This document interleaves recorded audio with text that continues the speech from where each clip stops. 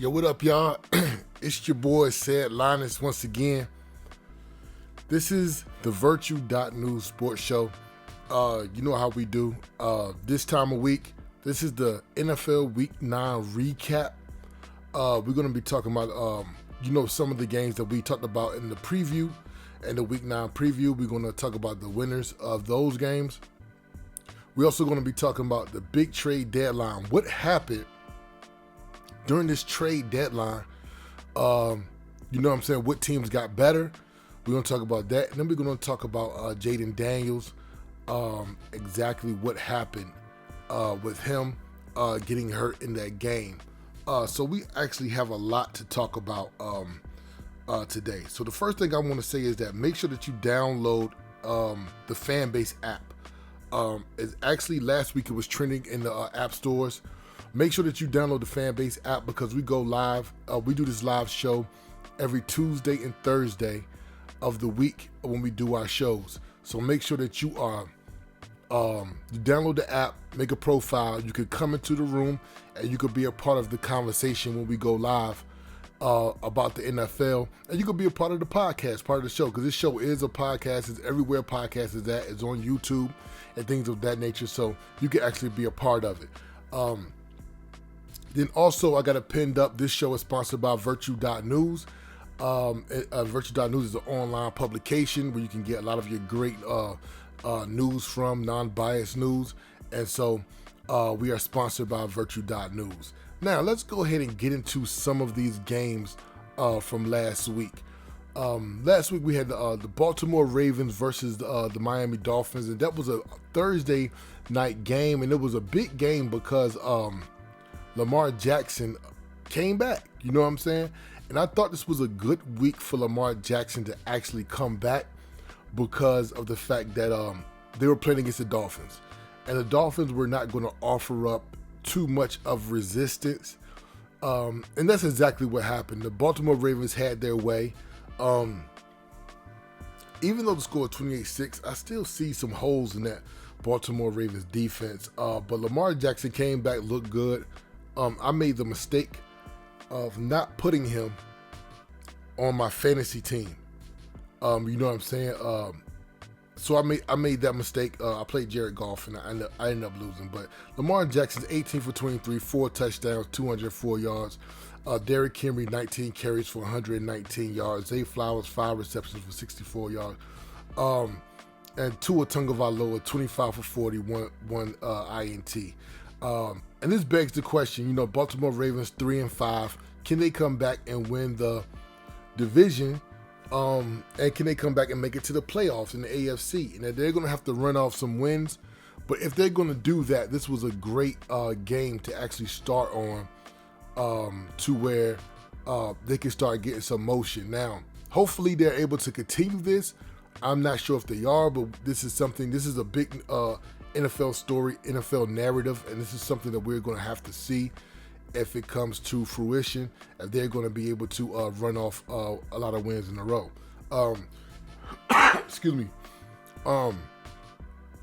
Tua, excuse me. After this game, the Miami Dolphins end up getting rid of the GM, and it was also said that Mike McDaniels, who is their coach, will be their coach for the remaining of the year. I see them cleaning house at the end of the year. Probably Mike McDaniels and Tua is probably going to be gone. They're probably going to move off of both of them, but we will see what happens. And so that was a good game for the Ravens, and we'll see if they're able to run off some wins. Now the next game is the Indianapolis Colts versus the Pittsburgh Steelers, and the Pittsburgh Steelers pulled this win out 27-20, which was a big win for the Steelers. Now, we're going to talk about that division that the Baltimore Ravens is in. So they're 2 games behind Pittsburgh Steelers, who are 5-3,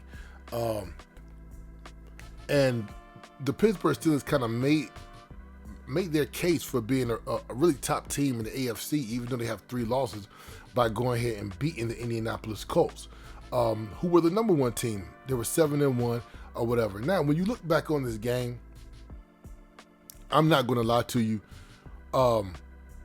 Daniel Jones had a lot of turnovers. I mean, he had 3 interceptions. A couple of them were tipped and then caught at the line of scrimmage. You know, he threw one late in the game. I think altogether they had 5 turnovers. It was not a good game. I think this is probably the worst the Indianapolis Colts could have played. They did not come out there with their A game. They did not play well at all. They could not get the running game going. Jonathan Taylor, 14 carries for 45 yards. Daniel Jones, 31 for 50, 342 yards, 1 touchdown, 3 picks. And then we had Daniel Jones, 3 fumbles. 2 of them were lost. Had a couple strip sacks. And then you had 3 interceptions. So Daniel Jones was responsible for 5 turnovers himself. This was not a good game for the Indianapolis Colts. I expect them to play better. I expect if they play against the Steelers again, they will play much better. But the Steelers defense they didn't give Daniel Jones time. And maybe that's his thing. If you can get a good pass rush against Daniel Jones, maybe he makes these mistakes. I don't know. But from what we saw in this game, the Steelers front line, TJ Watt, they had a strip sack. This is what they do, and they were able to get to him, and he made a bunch of mistakes. And then you got to talk about the offense. Aaron Rodgers, 25 for 35, 1 touchdown. So, you know, I'm not really big on the Steelers, but this game shows you that at any given time, any given game, the Pittsburgh Steelers can go out there and beat a top-notch team. So I think that's the foresight of this game, was that, you know, Indianapolis Colts played very bad, and I think the Steelers they were themselves. They played good, and they're just a good football team, and they ended up winning. So we will see what happens. I don't think this is indicative of Indianapolis Colts playing a good football team and losing to a good football team. And Indianapolis Colts having a light schedule or anything like that. I just think that the Colts play bad. And when you turn the ball over 5 times, especially from one guy, you're going to have a hard time beating any good team. And I think that's what happened. And they still lost by 7. Usually if you turn the ball over 5 times, you're going to lose by way more than 7 points. But they only lost by 7 points. So we'll keep an eye on both of those teams as the playoff watch starts getting a little bit closer. Then you have the Broncos. The Broncos played the Texans, and the Broncos ended up winning 18-15. This was a very, very, very slow game. Bo Nix is still putting that ball on the money. He had 2 touchdowns, 1 pick, 18 for 37. Now, the main thing about this game, because this really was a defensive game, was that C.J. Stroud went to slide, and then once he slid, he got hit and ended up having a concussion, and he did not come back into the game. Excuse me. That was the main thing about this game, and I think that turned the game around, because before that, C.J. Stroud was playing pretty well. And people say, oh, that wasn't a dirty hit. That wasn't a dirty hit. I mean, I don't think it was intentionally dirty. And, you know, they say that he was making the move to actually hit him before C.J. Stroud started to slide. I'm going to tell you this. If that hit would have got put on Patty Mahomes or a lot of these, or Josh Allen, some of these other quarterbacks, it would have been a foul. Now, it wasn't egregious. And you know what I'm saying? It wasn't malicious, but, you know, the way he hit him going down. I just think as a defensive guy, when a quarterback is running, you know, leading with your shoulders, I think you got to just tackle them straight up, because it could lead to situations like this. You know what I'm saying? And, you know, C.J. Stroud could have been seriously hurt with the hit that was made on him. But, you know, hopefully he comes back pretty soon. But I know, and like I said, I don't think the hit was malicious at all, but I do think that it probably deserved a flag, at that point. But the Broncos made it out. We talked about the Broncos. Broncos are 7-2. We talked about them last week. These are the games that you have to get. When you are a good football team, there are these games where you play against a team, you might come out sluggish, they might come out really great, and you're supposed to lose. And then you end up winning, and that means you're a good football team. The Denver Broncos were supposed to lose this game against the Texans. They have these little games that just creep up. You get riled up, you get happy, you get anxious, you have a great week of practice when you're playing against the Eagles or you're playing against all these other great teams. And then when the Texans come in, sometimes it's hard to get up for certain teams. And so these are the games that you are supposed to lose. And when you see teams win these games, it was 18-15, no matter what, it's the NFL, you win these games and you keep moving, you live to fight another day. So the Broncos got a really good win against the Texans. And then we had the Kansas City Chiefs versus the Buffalo Bills. And I told you guys, I said whoever wins this game, people are going to start talking about them as the favorite to win the Super Bowl. And the Bills won 28-21. And when you look at every single list right now of top rankings of who's the best team in NFL, the Bills have leapfrogged everybody into the number one spot. So people can make this thing go, only matter who was at home, or this game doesn't matter, or when the playoffs is going to be different. That could be true.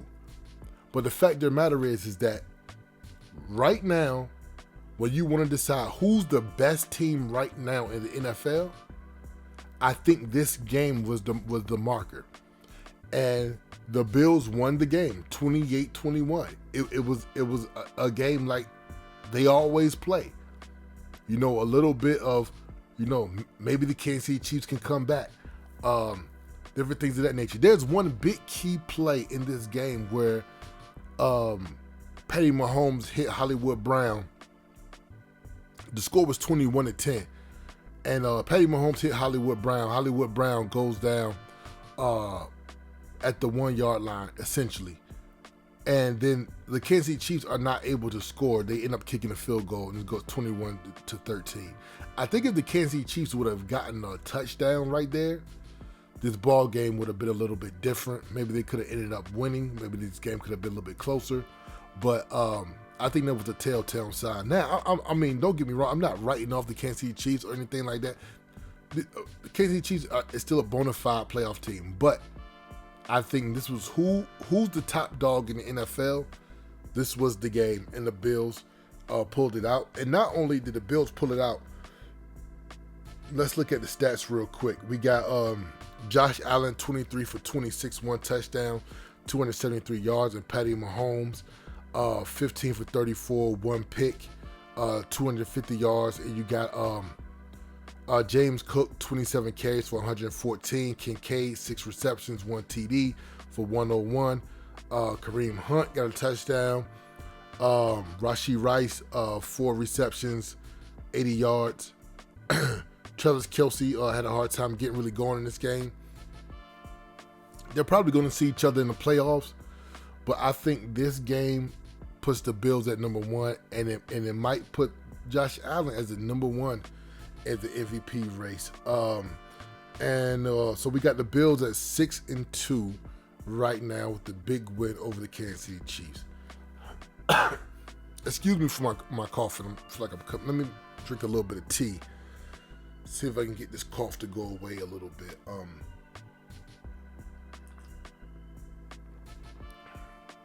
All right. The next game we're going to talk about is this Sunday night football game between the Seattle Seahawks and the Washington Commanders.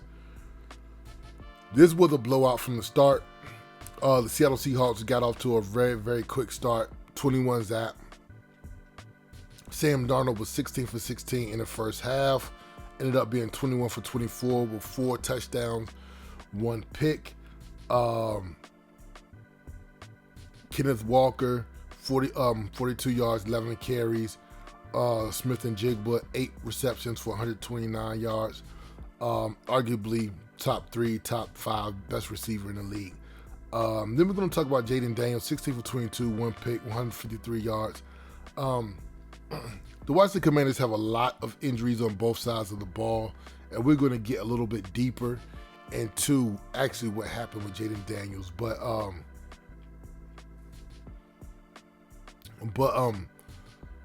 this was this game was over before it started, and I think this is actually the telltale sign that the Washington Commanders season is over, essentially, and that Seattle Seahawks are just another team to be messed around with. They're 6-2. They look very good. They're trying to win the NFC West. I hope they don't, because my team is the 49ers. But Sam Darnold looks great. And the more wins that this team get together, the more confidence they have. And they only lost 2 games. He lost to the 49ers and he lost to the Buccaneers. And I just think they're gelling. Their defense is really good. Held the Washington Commanders to 14. Was Jayden Daniels left in the game too long at the end, with the game kind of being out of reach at 31-7? We're going to talk about that a little bit later. But big win for Seattle Seahawks. They topped them and the Rams, topped the NFC West. Bona fide playoff team. And I mean, Sam Darnold, I mean, what a last couple seasons Sam Darnold is having with the Vikings last year, and then this year with the Seattle Seahawks. I mean, he literally turned his career around. He was a bust. He was a guy who got drafted in the top 10. He was a bust with the New York Jets, with the Carolina Panthers. You know what I'm saying? He came to San Francisco for a year, then goes to the Vikings, starts, plays great, and then he comes to the Seattle Seahawks and plays great. He turned his career around. He was the same draft class as Baker Mayfield. So I'm actually proud of Sam Darnold for where he's at in his career and playing really good these last couple of years. We're going to talk about Dan Quinn and Jayden Daniels a little bit later in the show. And then we got the game from last night. We got the Arizona Cardinals and the Dallas Cowboys. Arizona Cardinals won the game 27-17. My takeaway from this game is quite simply, the Arizona Cardinals are not a bad team. Remember, they start this year out 2-0. They're not a bad team. But remember what I said when we covered them earlier in the year. It's time for them to move on from Kyler Murray. And it's time for Kyler Murray to move on from them. Because when you look at Jacoby Brissett and how he played, he is not as talented as Kyler Murray at all. He's not. Kyler Murray is way more talented. But Jacoby Brissett is a consummate professional. He goes out there, he's going to study the playbook, he's going to know the plays, he's going to get the job done. Just a little bit of backstory on Jacoby Brissett. Back when Bill Belichick was the coach for the Patriots, and there was that, those in-between years when between the 3 rings, people don't know that the first 3 rings that the Patriots won, there was a 10-year gap before the next 3 rings. And not necessarily a 10-year gap from the Super Bowl, but a 10-year gap from winning the Super Bowl. And then you got the next few years where they won the other 3. But with me saying that is that there was a time where Bill Belichick wanted to get rid of Tom Brady. And so he drafted Jimmy Garoppolo and he drafted Jacoby Brissett. And Jimmy Garoppolo was going to be the starting quarterback, and Jimmy Brissett was going to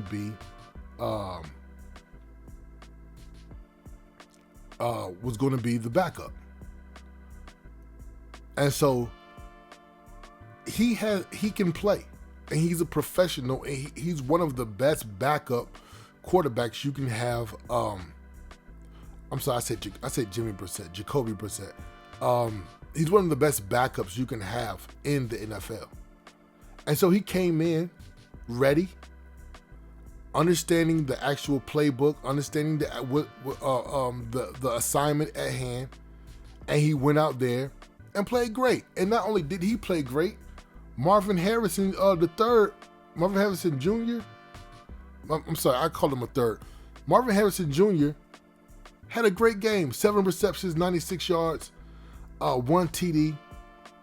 And everybody's looking like, yo, this is what the team is supposed to look like. And I tell people all the time, I don't know if Kyler Murray doesn't study. I don't know if he's having a hard time getting the grasp. I don't know if I don't know how much he loves football. But I do know the way that the Arizona Cardinals looked last night with Jacoby Brissett as the starting quarterback. They look pretty good, and they look like that if Kyler Murray maybe had the same dedication that Jacoby Brissett has, this team would have had 1 more games. Now,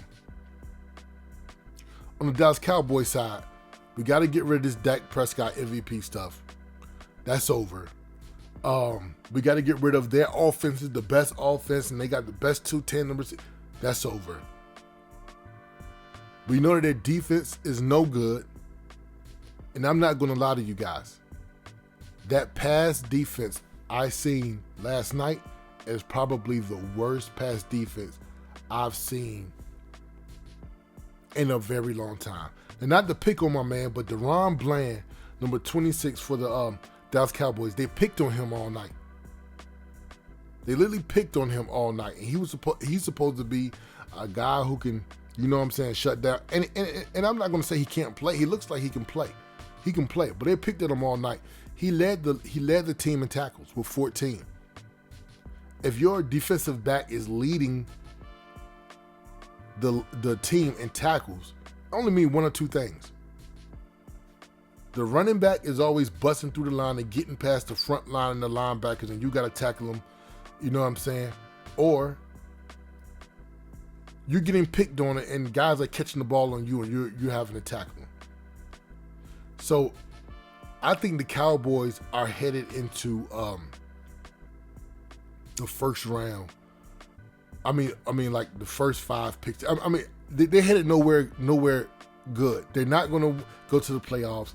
They're not going to win much other games. But they did trade for a couple guys. We're going to be talking about that in the next segment. But it does not look good for the Dallas Cowboys that they lost this game against the Arizona Cardinals. But you know, I kind of feel bad for Dak Prescott because Dak Prescott can really play, and there's some really talented guys on this team. But it's just whatever the Dallas Cowboys are trying to put together, this ball club is just not working. And so I want to reset the room. Remember, this is the Virtue.News Sports NFL Week 9 recap. We always do this live in the Fanbase app, so make sure you download the Fanbase app. And this is also sponsored by Virtue.News. Make sure you go to Virtue.News, which is the greatest online news publication. Now, top 5 MVP rankings. Number 5, I'm going with Matthew Stafford. The Rams are 6-2. I think he's having a great start to this year. They beat the Saints this week, 34-10. And they're sitting at the top of the NFC West with the Seattle Seahawks. So I got Matthew Stafford coming at number 5. Number 4, I got Baker Mayfield. Once again, having a great year, throwing the football great. Had a week off, but Baker Mayfield is still in the top 5 of the MVP race. Number 3, I got Jalen Hurts. Once again, as long as the Eagles win and they win the Eagles type of way, Jalen Hurts' name is probably going to remain in this MVP race. Once again, they're 6-2 in the NFC. Probably the best team in the NFC, I would say. So Jalen Hurts coming in at number 3. Number 2, I think it was a big win for Josh Allen this week with the Bills beating the Kansas City Chiefs. So I think it was a really, really big win. And it puts Josh Allen right back into the MVP race above Patty Mahomes. And I think Patty Mahomes slipped. He didn't have a great game. This was a duel.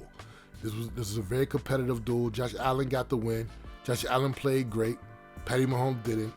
And so we moved Josh Allen up to number 2. And number 1, I still have Jonathan Taylor from the Indianapolis Colts. And he had a very tough week against the Steelers, only 45 yards. But I do still believe that right now he is number one in the MVP race. We will see what happens next week. But all of these slots are subject to change from week to week. But through week 9, I have Jonathan Taylor at number 1, Josh Allen at number 2. We will see what happens in the next upcoming weeks. Okay, so now let's get into what's been going on at the trade deadline. Now, we're going to talk about some big trades at the trade deadline. Sauce Gardner got traded to the Indianapolis Colts. Yes, Sauce Gardner, the defensive back, cornerback, whatever you want to call him, seems to, and many people would talk about he's not as much of a shutdown corner as maybe he was his first year, but it looked like the Jets are trying to stack up their first round picks. They're trying to stack them up, and so they got rid of Sauce Gardner and traded him to the Indianapolis Colts. Let me see. Gardner was a 2-time All-Pro and one of the elite corners in the league. His departure swings both team trajectories. He got traded in exchange for 2 first-round picks. It's a major win for the Colts, and it makes the Colts more of a contender. And the struggling Jets, it puts them on the path to rebuild with Aaron Glenn.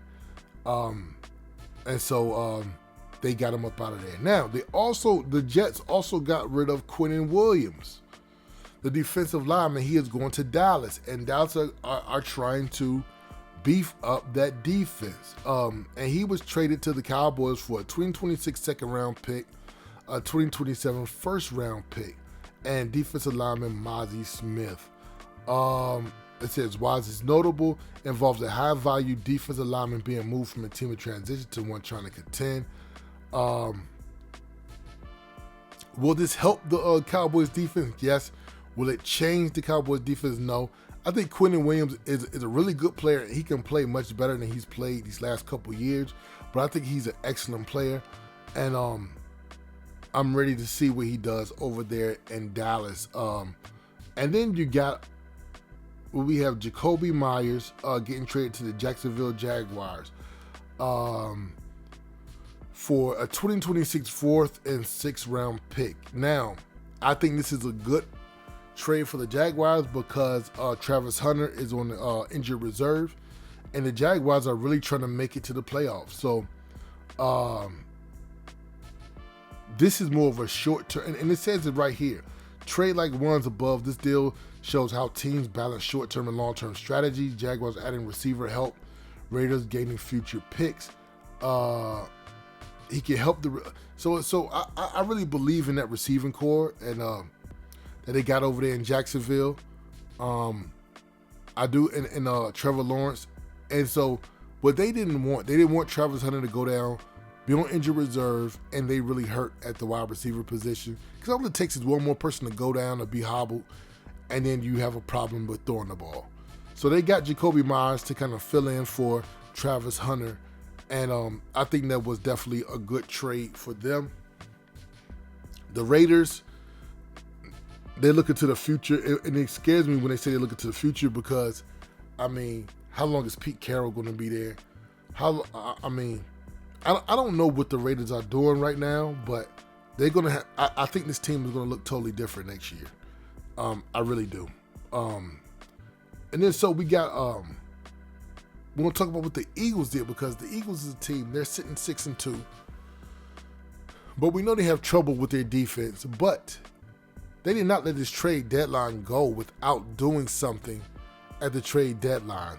They acquired Jair Alexander from the Baltimore Ravens in exchange for a 2026 6th round pick. They also received a 2027 7th round pick. They also acquired Jalen Phillips from the Miami Dolphins in exchange for a 2026 3rd round pick. And earlier they traded for Michael Carter from the New York Jets. The Eagles received Carter in a 2027 7th round pick and gave up John Mechie and a 2027 6th round pick. So Howie Roseman making moves. Eagles never let that deadline go without trying to make themselves better. We'll see if this makes their defense better. Hopefully it does, and we will see what happens. But those are the big things that happened today off of the trade deadline in the NFL. Now, we're going to talk about Jayden Daniels. Now, we talked about the game before. Jayden Daniels, what happened? He was in the game. They were down 31-7. Got tackled. Tried to brace himself. Elbow pop, dislocated. Now he's out. Now, if you think about it, Jayden Daniels has been hurt a lot this year. And so have a lot of players from the Washington Commanders. And so, now we thinking about everybody's hurt. We're getting blown out of a game. I'm going to tell you that I was thinking that this is the worst case scenario, but I was kind of in the same mind frame of Dan Quinn during this game. Not once was I watching this game saying he need to go ahead and get Jayden Daniels out of there. Now, I know fans don't really think like that, but never once in my mind did I say, oh, well, I wonder how long he's going to keep Jayden Daniels in there. Not once. I didn't think about it at all. And then the worst case scenario happens. You never want a star player to get hurt when there's either no way for his team to come back or no way for the other team to come back.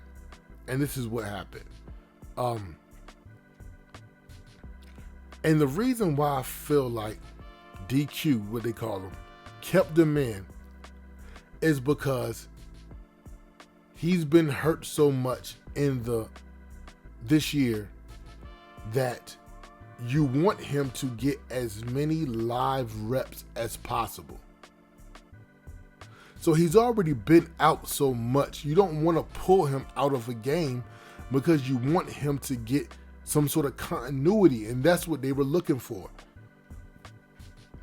Yes, we know we're going to lose. Yes, we know we can't win, but we need him to at least get some continuity so maybe in the next game he can get some of that rust off.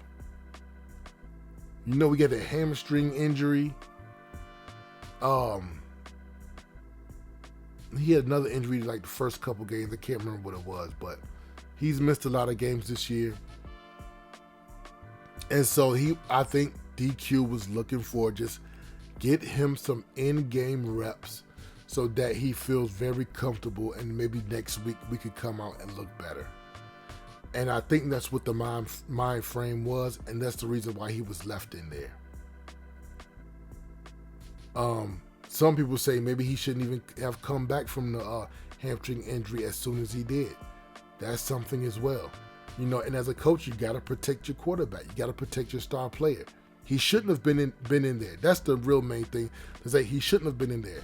But with that being said, I do understand that, hey, we want to get him some reps so he looks better next week. And I think that's what they were trying to do. But the worst happened, the worst outcome happened, and he's going to be out for a while. Probably won't see him for another 5 weeks maybe. If that, you know what I'm saying, because it's just a dislocation. So Shannon Sharp said he had the same injury and it took him 4 weeks. So we will see what happened with Jayden Daniels, man. Speedy recovery, but it did look kind of gruesome. There's been a lot of gruesome injuries this year, man. It's just crazy. But that's our show for the week. Make sure you catch us on Thursday when we do the show, the Week 10 preview. And we will talk about the upcoming games then. But that's all I got for you guys this week. Keep God first, and we will holler at you guys in a couple days. All right, peace.